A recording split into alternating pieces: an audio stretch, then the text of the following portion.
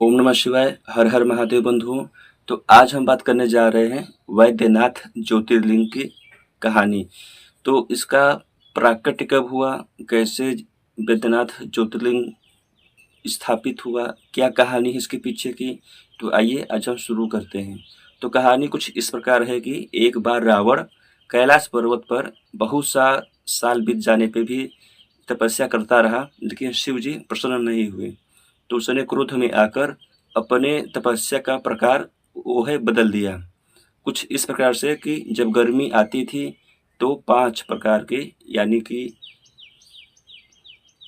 2 तरफ आगे, 2 तरफ पीछे और 1 तरफ बीच में 5 हवन जला के उसमें बैठकर तपस्या करता था।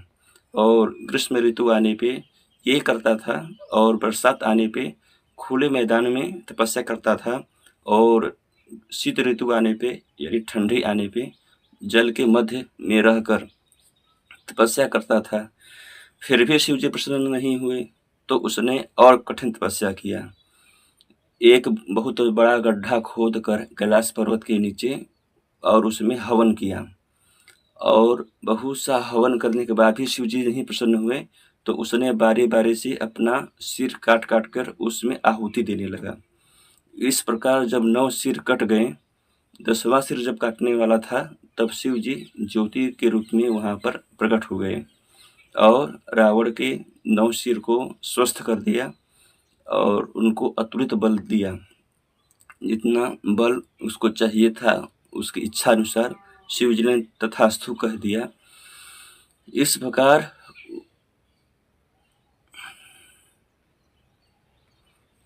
प्रकार रावण प्रसन्न हो गया, लेकिन उसकी एक और मांग थी कि शिव जी से कि शिव जी आप सशरीर लंकापुरी चलिए। शिव जी बड़े विस्मय में पड़ गए, लेकिन शिव जी ने कहा कि मैं तो नहीं चल सकता, लेकिन मेरा जो ज्योति रूप लिंग है उसको आप लंकापुरी में ले चलिए। लेकिन रावण ने मना किया, कहा कि नहीं, मुझे आपको ही ले चलना है। तो शिव जी स्वयं ज्योतिर के रूप में, शिवलिंग के रूप में प्रकट हो गए, और शिव जी ने कहा कि अगर तुम इसको जहाँ पे कहीं पे भी रख दोगे, ये वहीं पे स्थापित हो जाएगा, तो सावधानी पूर्वक इस शिवलिंग को ले चलो। रावण ने कहा ठीक है।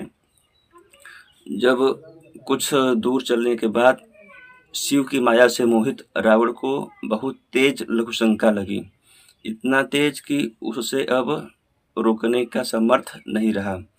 तो रावण ने देखा कि एक गोप है, उसको शिवलिंग हाथ में उसके दिया और बोला कि इसको रखना मत, मैं अभी लघुशंका करके आता हूँ तो फिर आपसे ले लूँगा।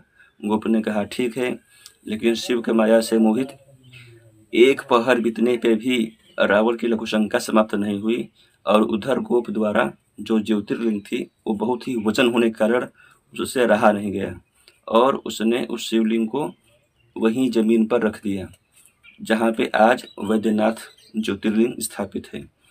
वैद्यनाथ का नाम वैद्यनाथ ही क्यों पड़ा? एक जनश्रुति के अनुसार वैद्यनाथ का एक गोप यानी अहिर था, जो कि जंगल में जाता था गाय भैंस चराने के लिए। तो वो शिव जी के शिवलिंग पे रोज 1-2 डंडे मारता था। एक दिन उसने खाना खाने आया घर पे, और उस दिन डंडा मारना शिवलिंग पे भूल गया था। तो उसने खाना छोड़कर कहा कि आज शिवलिंग के ऊपर मैंने प्रहार नहीं किया है। तो जैसे ही वो प्रहार करने गया, शिव जी प्रकट हो गए और बोले कि बताओ तुम क्या चाहते हो, मैं तुम्हारे भक्ति से प्रसन्न हूँ। तो उस वैद्य ने कहा कि आगे मेरा नाम हो, पीछे आपका नाम हो। शिव जी ने कहा तथास्तु, इसलिए उसका नाम वैद्यनाथेश्वर ज्योतिर्लिंग पड़ा। लेकिन ये बस एक अफवाह है। असल में क्या है कि वैद्य के रूप में, यानी जैसे वैद्य कोई अंग भंग कट पिट जाए तो उसको जोड़ देता है, उसी प्रकार शिव जी ने एक वैद्य के रूप में रावण के 9 सिर को स्वस्थ किए थे। इसीलिए उस ज्योतिर्लिंग का नाम पड़ा वैद्यनाथ ज्योतिर्लिंग। असल में कहानी ये है। फिर वहाँ से रावण लंकापुरी में आया, अपनी पत्नी को सारा वृत्तांत सुनाया और पत्नी हर्षित हो गई। लेकिन रावण भी प्रसन्न था। फिर वहाँ पे आए नारद जी। नारद जी ने रावण से कहा कि जो तुम अतुलित बल पाए हो उसका कोई प्रमाण है? शिव तो बहुत ही चालाक हैं, चतुर हैं, वो पता नहीं तुमको बल दिए कि नहीं दिए। जाओ अपना बल पहचानो और उसको चेक करो। जाओ कैलाश पर्वत को उखाड़ कर फेंक दो। अगर तुम ऐसा कर सकते हो तो शिव जी ने तुमको वरदान दिया है, नहीं तो नहीं दिया है। रावण भी नारद जी की बात में आकर इस कैलाश पर्वत को चला गया उखाड़ने के लिए। उसने जब उखाड़ना शुरू किया तो वहाँ के सारे पेड़ पदार्थ आपस में टकराने लगे। शिव जी ने कहा ये क्या हुआ? तो पार्वती जी ने हंसकर व्यंग मारते हुए बोला कि आपने जिसको अतुलित बल दिया था वो उसी का प्रमाण है, प्रभाव है।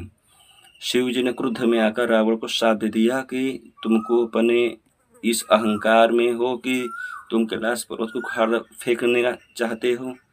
तुम्हारे पास इतना बल हो गया है, मैं तुमको श्राप देता हूँ कि तुमसे भी बड़ा बलवान कोई पृथ्वी पर आएगा। इस प्रकार रावण श्राप से ग्रसित हो गया, जिसके कारण राम जी को आना पड़ा और रावण का उद्धार करना पड़ा। तो ये थी वैद्यनाथेश्वर ज्योतिर्लिंग की कहानी। अगर आपको अच्छा लगे तो इसे लाइक करो, शेयर करो, सब्सक्राइब करो। ओम नमः शिवाय। हर हर महादेव।